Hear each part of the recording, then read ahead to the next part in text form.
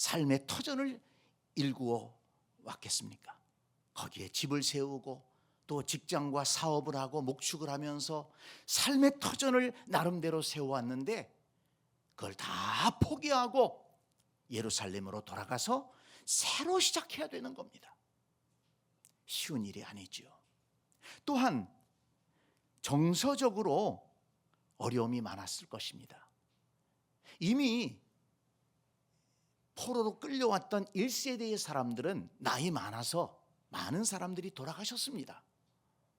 물론 아직 살아있는 분들은 그 해방의 소식이 너무 기쁘고 어떻게 해서든지 돌아가고 싶었을 것입니다. 그렇지만 그동안 바벨론 포로로 끌려온 상태에서 거기서 나고 거기서 자라고 거기에서 삶의 터전을 잡은 이런 젊은 사람들은 그 예루살렘, 우리 조상들의 고향인데, 내 고향은 여기인데 그들에게 예루살렘으로 돌아가야 하는 그런 강한 동기가 매우 부족했다는 것입니다. 그리고 또한 그 길이 보통 길이 아닙니다. 돌아가는 그 길은 약 1500, 1600km에 달하는 길인데 그 길을 걸어서 또는 달구지를 타고 낙타를 타고 그렇게 가야만 하는 길입니다. 걸어서 4개월이 걸리는 길입니다. 강도를 만날 위험도 있습니다. 천재지변을 만날 위험도 있습니다. 그 길을 가다가 돌아가실 어르신도 있는 것입니다.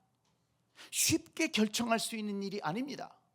많은 어려움을 감수해야 되고 그 고난을 각오하고 출발해야 하는 길입니다.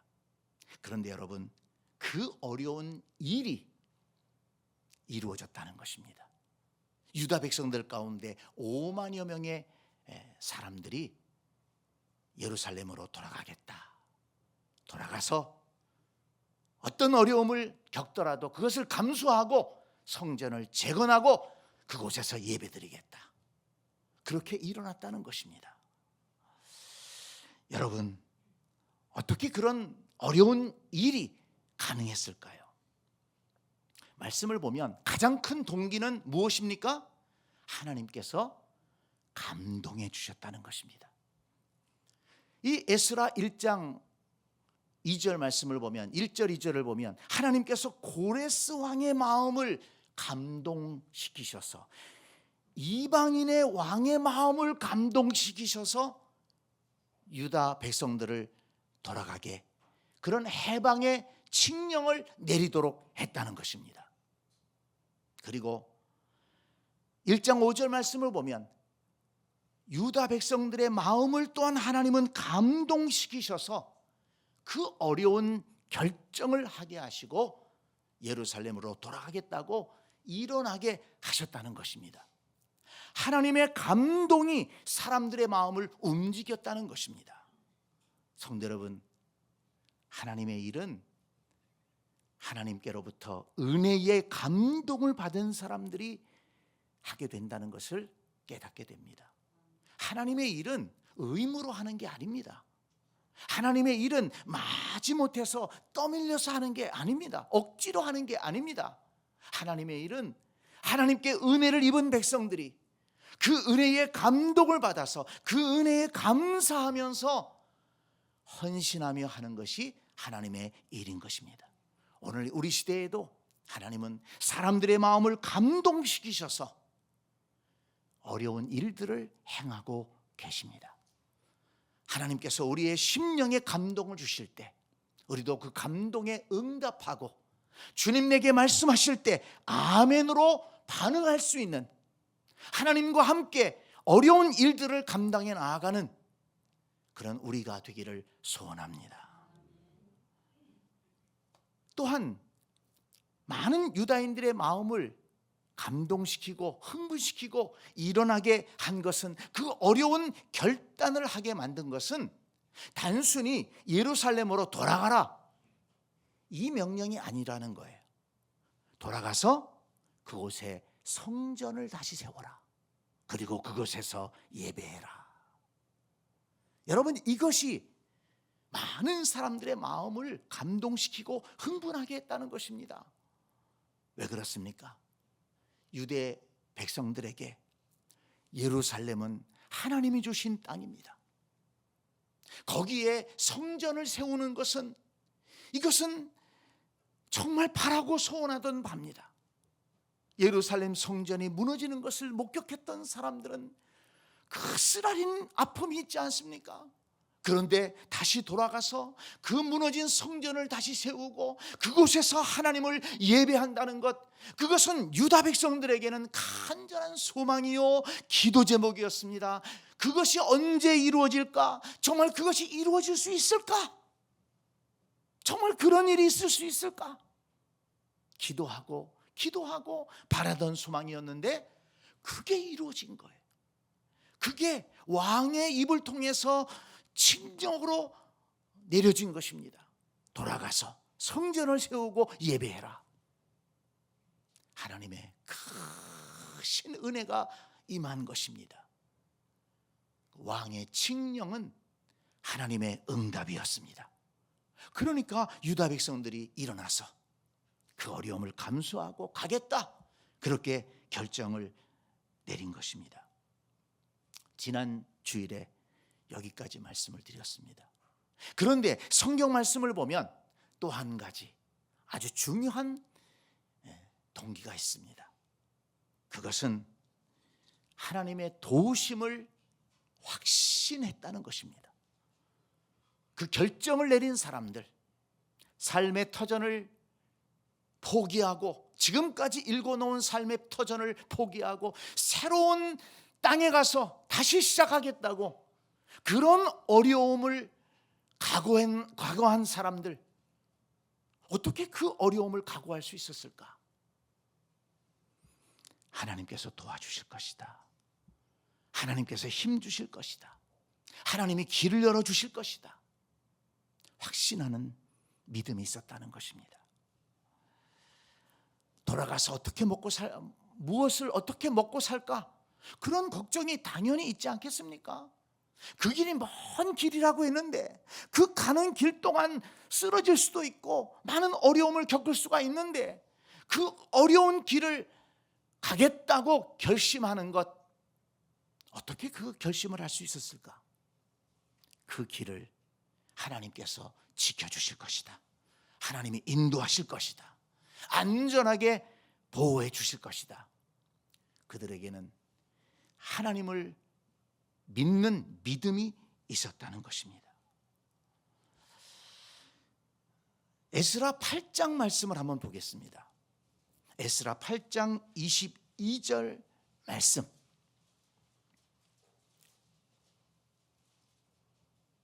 에스라 8장 22절.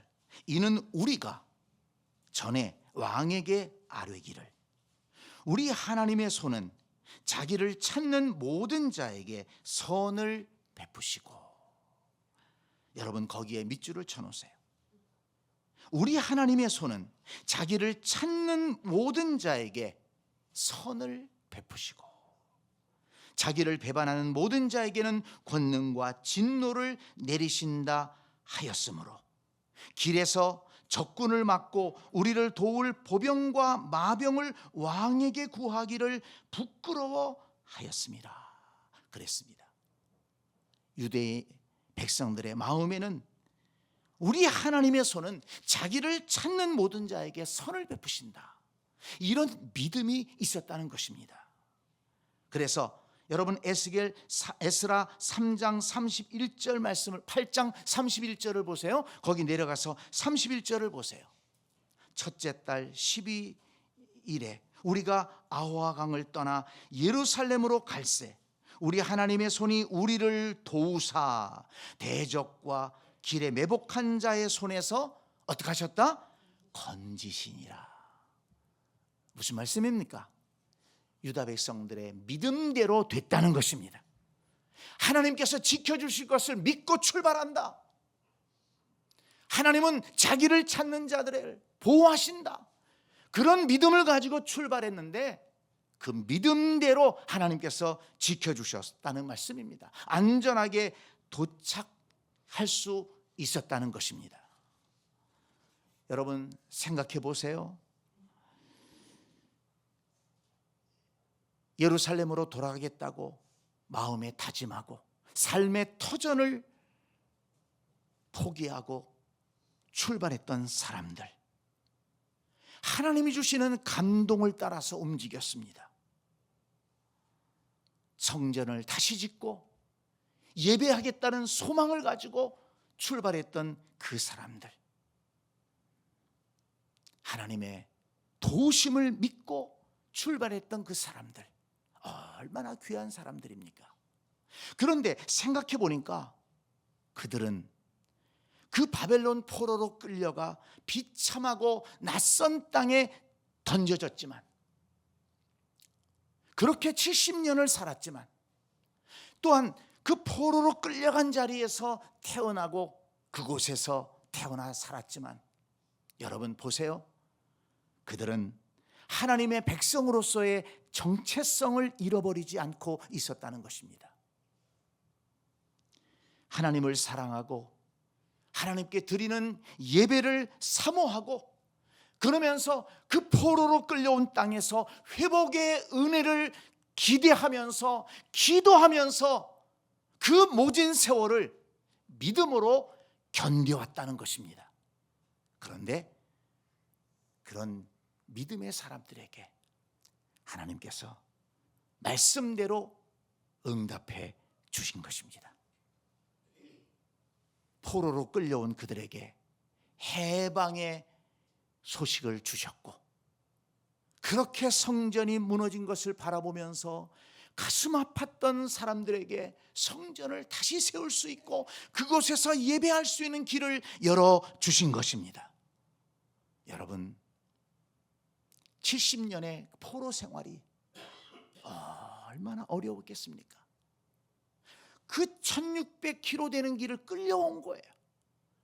그리고 아와 강가에 던져진 것입니다. 그곳에서 다시 시작했던 사람들, 70년을 견뎌온 사람들에게 하나님께서 말씀대로 응답해 주셨다는 것을 여러분 믿으시기를 바랍니다.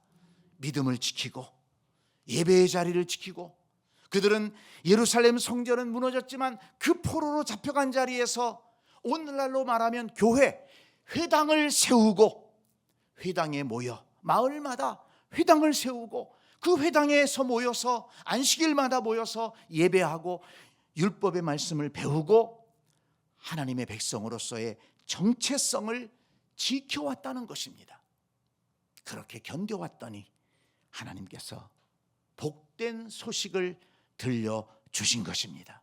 해방의 소식을 들려주시고 성전을 다시 건축할 수 있는 은혜를 허락해 주신 것입니다. 성도 여러분, 어려움 중에 있습니까? 이런 사실들이 우리에게 어떤 교훈을 주고 있습니까? 유다 백성들이 포로로 끌려와 낯선 곳에 던져진 것처럼 그렇게 밑바닥에 떨어진 것 같은 어떤 소망도 없고 마음에 절망만이 있는 그런 혹시 상황 속에 있으십니까? 여러분, 그 상황 속에서 하나님을 믿음으로 하나님의 말씀을 붙들고 견딜 수 있기를 바랍니다. 반드시 하나님께서 일으켜 주실 날이 있다는 것을 믿으시기를 바랍니다. 하나님께서 다시 일으켜 주시고 다시 세워 주시고 우리에게 복된 날을 허락해 주실 것입니다. 얼마 전에 신문 기사를 보면서 너무 마음이 아픈 기사를 읽었습니다.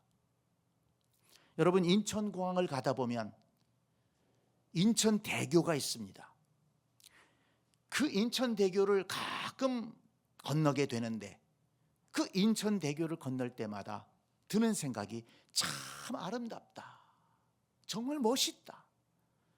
어떻게 우리나라에 이렇게 아름다운 이런 긴 다리를 놓을 수 있었을까?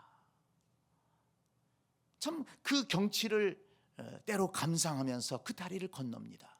그리고 혹시라도 해외여행을 떠날 마음으로 그 다리를 건널 때는 그 해외 여행에 대한 설렘을 가지고 그 다리를 건너지 않습니까? 그런데 그 신문 기사에는 그 다리 위에서, 그 아름다운 다리 위에 차를 세우고 바닷속으로 뛰어내린 사람들이 9월 달에만 4명이 있었다는 것입니다.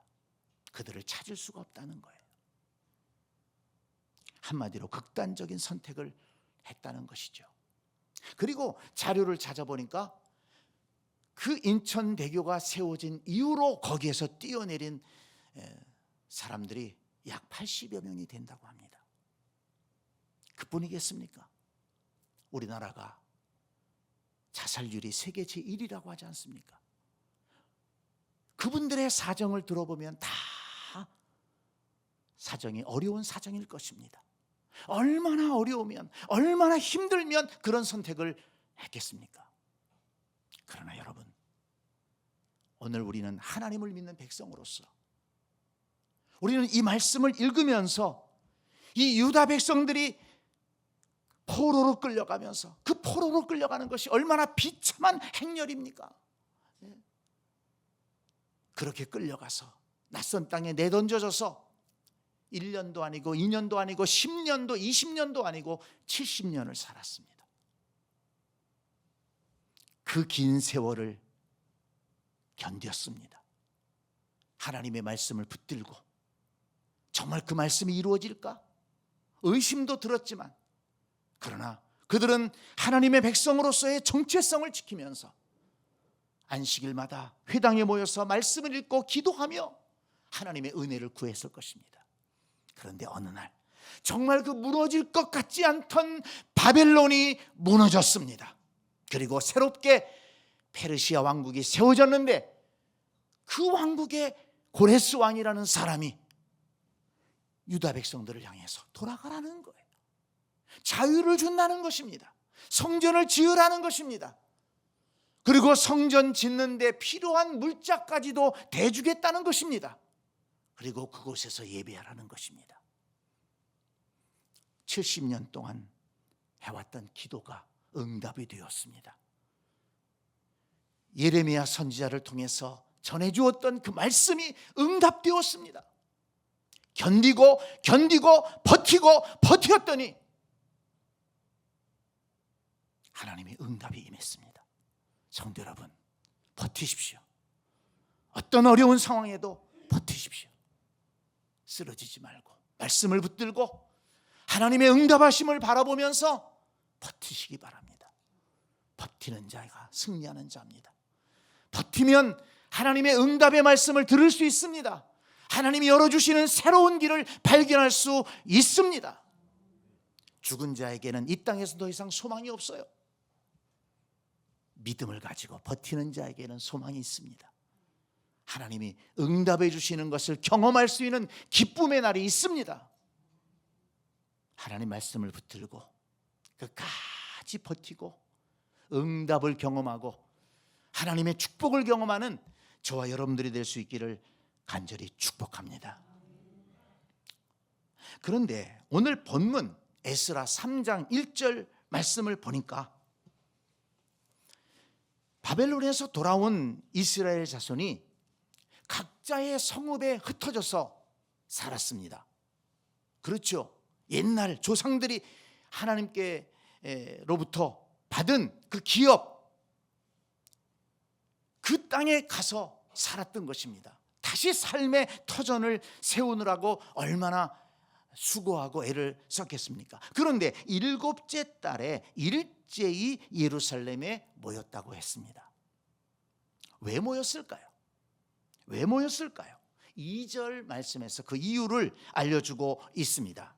3장 2절을 봅니다. 요사닥의 아들 예수아와 그의 형제 제사장들과 스알디엘의 아들 수룹바벨과 그의 형제들이 다 일어나 이스라엘 하나님의 제단을 만들고 하나님의 사람 모세의 율법에 기록된 대로 번제를 그 위에서 드리려 할세 그랬습니다. 왜 모였습니까? 거기 이스라엘 하나님의 제단을 만들고, 거기에 밑줄을 치세요. 하나님의 제단을 만들고 그리고 그 뒤에 번제를 그 위에서 드리려 할세. 번제를 드린다. 거기에 밑줄을 쳐놓으세요. 이스라엘 백성들이 바벨론에서 돌아온 백성들이 다 예루살렘으로 모였습니다. 아직 할 일도 많을 텐데, 그 7개월 동안 돌아와서 그 삶의 터전을 얼마나 이루었겠습니까? 얼마나 할 일이 많겠어요. 그런데 그들이 예루살렘에 다 모였다는 것입니다. 왜 모였습니까? 제단을 쌓고 하나님께 예배드리기 위해서 모였다는 것입니다. 여러분, 한 번 예배드리고 끝난 것이 아닙니다. 3절 말씀을 보니까 아침 저녁으로 예배를 드렸다. 4절에 보니까 초막절까지 지켰다. 이 초막절은 출애굽의 은혜를 기억하면서 예배하고 기도하고 축제를 벌이는 그런 절기 아니겠습니까? 그러니까 이 바벨론에서 돌아온 유대인들이 해야 할 일들이 쌓여 있음에도 불구하고 그들은 모여서 예배했다는 것입니다. 하나님의 은혜를 기억하고 축제를 벌였다는 것입니다. 여러분, 왜 이렇게 했을까요? 여기 2절에 보면 예수아라는 사람과 또 스룹바벨이라는 사람의 이름이 나오지 않습니까? 예수아는 제사장입니다. 스룹바벨은 유다 총독으로 임명받은 사람입니다. 그러니까 영적인 지도자, 그리고 또 정치적인 지도자, 이 두 사람이 마음을 합쳐서 돌아온 유다 백성들을 다 예루살렘에 모이게 해가지고 이렇게 예배를 드렸다는 것입니다. 여러분, 왜 이렇게 했을까요? 예배가 하나님의 백성이 해야 할 가장 중요한 일이기 때문에 그런 것입니다. 예배는 하나님의 백성들이 해야 할 가장 우선적인 일이기 때문인 것입니다. 바쁘다고 해야 할 일이 많다고 뒤로 미뤄서 될 일이 아니기 때문입니다. 돌아온 사람들, 어느 정도 삶의 터전을 마련한 다음에 모여라. 예배를 미룰 수 없다. 하나님께서 우리를 돌아오게 하시고 성전을 재건하라고 명령하셨는데 우리 모여서 예배부터 시작하자. 그들은 모여서 예배하기 시작했습니다. 예배부터 시작했습니다. 하나님을 기쁘시게 하는 일이, 하나님을 예배로 경배하는 것이 하나님의 백성의 사명이기 때문에 그런 것입니다. 그런데 말씀을 읽어보니까 또 하나 중요한 의미가 있어요. 그것은 예배를 통해서 하나님의 도우심을 구하기 위함이었다. 예배를 드리면서 하나님을 경배하면서 하나님의 도우심을 구하기 위함이었다는 것입니다. 여러분, 이 돌아온 유다 백성들은 해야 할 일이 많다고 했죠. 성전을 재건해야 됩니다. 성전을 재건하는 일이 쉬운 일입니까? 다 무너졌습니다. 70년 동안 그 터가 방치되어 있습니다. 무너진 것들을 치우고 거기에 새로운 성전을 세워야 됩니다. 쉬운 일 아닙니다. 매우 힘든 일입니다. 또 무너진 성벽을, 예루살렘 성벽을 보수해야 되는 일들이 있습니다. 그리고 나라를 회복시키는 그런 일들을 감당해야 되는 것입니다. 그런데 돌아와서 사실 아무것도 시작하지 못했어요. 각자의 성읍에 흩어져 살면서 그저 자신들의 삶의 터전을 일구기에 바쁜 것입니다.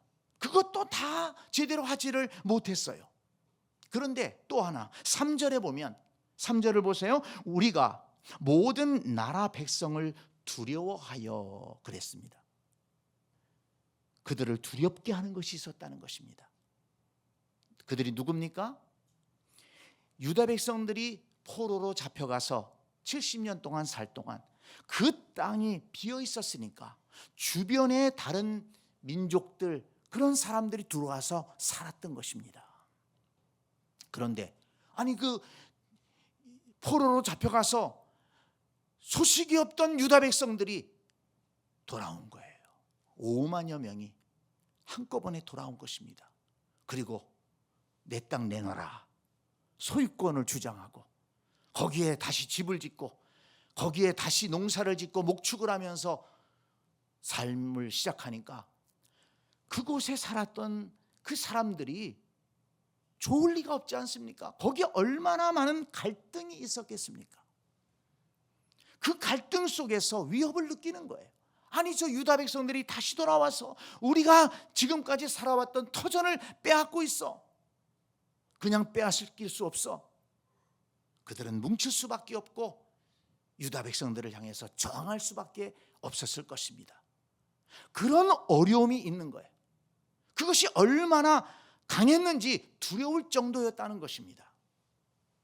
그렇다면 여러분, 이 제사장과 총독이 백성들을 모아서 무엇부터 해야 되겠습니까? 우리 생각에는 군대부터 조직해야 되겠다. 저 대적하는 세력들과 맞서 싸워야 되겠다. 뭐 그런 의논부터 하든지 또 군대를 조직하고 훈련을 시키든지 그런 일을 먼저 해야 되지 않았겠습니까? 그런데 그들은 예배부터 시작했습니다. 예배로 시작했습니다. 왜요? 하나님의 도우심이 없이는 이 모든 일을 감당할 수 없다는 것을 그들은 알았기 때문입니다. 하나님의 지켜주심이 없이는 안전할 수 없다는 것을 그들은 알았기 때문입니다.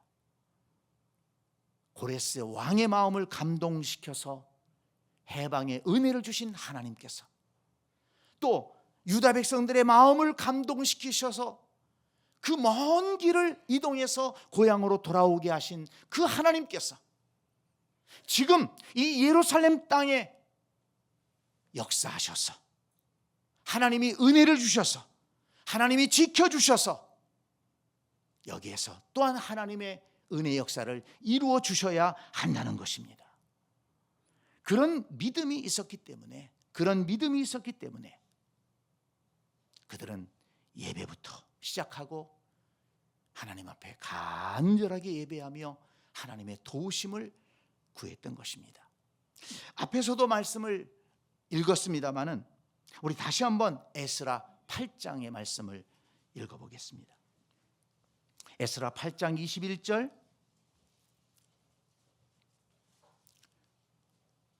에스라가 유다 백성들을 데리고 예루살렘으로 귀환하기 전에 어떤 일을 했는가를 거기에 기록하고 있습니다. 에스라 8장 21절 보세요. 그때에 내가 아화와 강가에서 금식을 선포하고 우리 하나님 앞에서 스스로 겸비하여 우리와 우리 어린아이와 모든 소유를 위하여 평탄한 길을 그에게 간구하였으니. 유다 백성들을 모아놓고 이제 출발하면서 하나님 앞에 금식하며 기도했다는 것입니다. 그 기도 내용을 보면 그들의 마음에 어떤 염려가 있었는지를 알 수 있지 않습니까? 우리 하나님 앞에서 스스로 겸비하여 우리와 우리 어린아이와 모든 소유를 위하여 평탄한 길을 간구했다. 당연히 이렇게 기도할 수밖에 없지요. 하나님, 먼 길을 떠납니다. 이 길을 지켜주옵소서. 평탄한 길을 주옵소서. 우리 아이들 연약합니다. 이 아이들을 지켜주옵소서. 우리 부모님들 연로하십니다.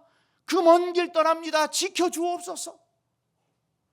강도들을 막아주셔서 우리를 안전하게 인도해 주옵소서. 금식하며 기도했다는 것입니다. 그런데 아까도 읽었습니다마는 31절, 8장 31절,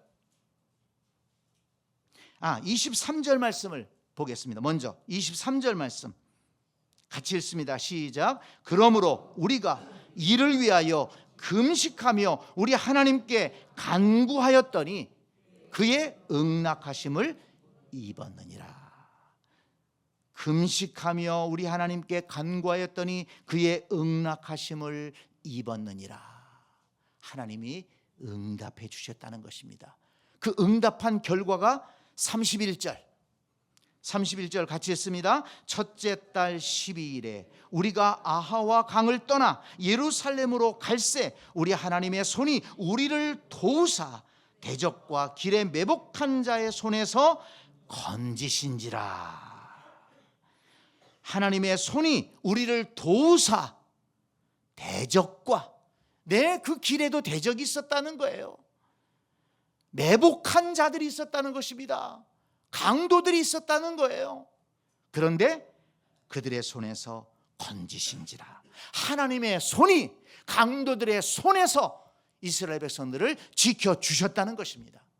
여러분, 이것은 간증입니다. 간증이에요. 이런 은혜를 경험했다는 것입니다. 그렇기 때문에 이런 은혜를 경험한 경험이 있기 때문에, 체험이 있기 때문에 예루살렘에 돌아온 유다 백성들도 그 어려운 상황 속에서 하나님을 예배하며 하나님 앞에 기도했던 것입니다. 하나님의 도우심을 구해야 했던 것입니다. 바벨론에서 돌아온 길도 하나님이 지켜주시고 인도해 주셨다면, 여기에 보내주신 분이 하나님이시라면 이곳에 다시 성전을 세우고 이곳에서 예배하고 이곳에서 하나님을 경외하는 이 거룩한 나라를 다시 세우는 것, 하나님이 지켜주셔야 된다. 아니, 하나님이 지켜주실 것이다. 믿음을 가지고 하나님의 도우심을 구했던 것입니다. 그런데 여러분, 가만히 본문 말씀을 보세요. 그들이 예배 드린 곳이 어떤 곳인가를, 제단을 쌓은 곳이 어떤 곳인가를 한번 보시기 바랍니다. 아직 성전을 세우지도 못했습니다. 여기 6절에 보면 그때 여호와의 성전 지대는 미처 놓지 못한지라. 아직 시작도 못한 거예요. 그런데 대적하는 세력들은 많이 있습니다. 그런데 여러분, 어디에다가 제단을 세웠습니까? 3절을 보세요. 무리가 모든 나라 백성을 두려워하여 제단을 그 터에 세우고 그 위에서 아침 저녁으로 여호와께 번제를 드리며, 그 터 위에 세웠다. 그 위에서 예배드렸다 그랬습니다. 그 터, 여러분, 그 터가 어떤 터라고 했습니까? 무너진 성전 터입니다. 그런데 지금 그 무너진 성전 터가 어떤 상태입니까? 무너진 채로 있는 거예요. 그 성전 무너진 터는 얼마나 그들에게는 가슴 아픈 기억이 있는 터전입니까? 성전이 무너지는 것을 보면서 그들은 절망했을 겁니다. 눈물의 터전인 것입니다. 성전이 무너지면서 그들은 포로로 잡혀갔습니다. 손이 묶여서 끌려서 포로로 잡혀가고 나라가 망했습니다. 그 절망의 자리입니다. 눈물의 자리입니다. 그런데 아직까지 그 성전 무너진 것이 그대로 있어요. 어떻게 여기에 성전을 세울 수 있을까? 어떻게 다시 일으켜 세울 수 있을까? 과연 세울 수는 있을까? 걱정할 수밖에 없습니다. 그런데 유다 백성들이 그곳에서 예배했다는 것입니다. 여러분, 이것이 중요합니다. 그 절망의 자리, 쓰러졌던 자리, 가슴 아픈 자리, 그곳에서 예배하는 사람들이 하나님의 사람들입니다. 그곳에서 하나님의 도우심을 구하는 사람들이 하나님의 백성이라는 것을 믿으시기를 바랍니다. 그 쓰러진 자리, 다른 사람들은 그 쓰러진 자리에서 아주 쓰러질지 모르지만, 그러나 우리 하나님을 믿는 사람들은 그 쓰러진 자리에서, 그 가슴 아픈 자리에서 하나님을 바라보고 은혜를 구하고 하나님의 기적을 바라보면서 하나님의 약속의 말씀이 이루어짐을 바라면서 기도할 때 그 자리에서 다시 일어서게 하신다는 것입니다. 여러분, 이것이 하나님의 백성들에게 있는 믿음의 자산이요, 여러분, 축복이라는 것을 여러분 기억하시기를 바랍니다. 쓰러졌다고요? 아주 넘어지는 것이 아닙니다. 우리는 하나님을 바라보고 예배하고 기도하면서 다시 일어설 수 있는 것입니다. 새로운 길이 열립니다. 하나님이 은혜를 보여주십니다. 그 결과 어떻게 됐습니까? 3장 8절 말씀 보세요. 3장 8절, 예루살렘에 있는 하나님의 성전에 이른 지 2년 둘째 달에 스알델의 아들 수룹바벨과 요사닥의 아들 예수아와 다른 형제 제사장들과 레위 사람들과 무릇 사로잡혔다가 예루살렘에 돌아온 자들이, 그 다음에 뭐라고 그랬습니까? 공사를 시작하고. 공사가 무슨 공사입니까? 성전 재건 공사예요. 그렇게 그 터전에서 예배하고 하나님의 도우심을 구했더니 2년 동안 예배하면서 준비한 것입니다. 하나님의 은혜가 임했습니다. 성전 재건이 시작되었습니다. 성도 여러분, 예배는요 그냥 시간 남아 드리는 게 아닙니다. 우리가 주일마다 예배 드리고 또 뭐 수요일에도 예배 드리고 또 우리가 많은 예배 드리지 않습니까? 어떤 사업을 시작하며 예배하고 한 해를 시작하며 예배하고, 그 예배 속에는 우리가 하나님의 백성으로서 감사하며 하나님을 높여드리는 그 마음이 담겨져 있으면서 또한 동시에 우리는 그 예배 드리면서 하나님의 은혜를 간절히 바라는 것입니다. 그런데 하나님이 그 마음을 받으시고 그 예배를 받으시고 하나님께서 구원의 은혜를 베풀어 주시고, 또 하나님은 지켜주심의 은혜를 베풀어 주시고, 또 하나님은 회복시켜 주심의 은혜를 베풀어 주신다는 것을 믿으시기를 바랍니다. 이스라엘 이 유다 백성들의 역사를 통해서 성경은 우리에게 교훈하고 있는 것입니다. 여러분, 예배로 시작하시기 바랍니다. 예배부터 시작하기를 바랍니다. 그 자리가 회복의 자리입니다. 유다 백성들 그 무너진 성전터에서 예배를 시작했습니다. 예배부터 시작했습니다. 그리고 성전을 지을 수 있었습니다. 그리고 그곳에서 다시 세워진 성전에서 그들은 거룩하신 하나님, 선하신 하나님을 예배했습니다.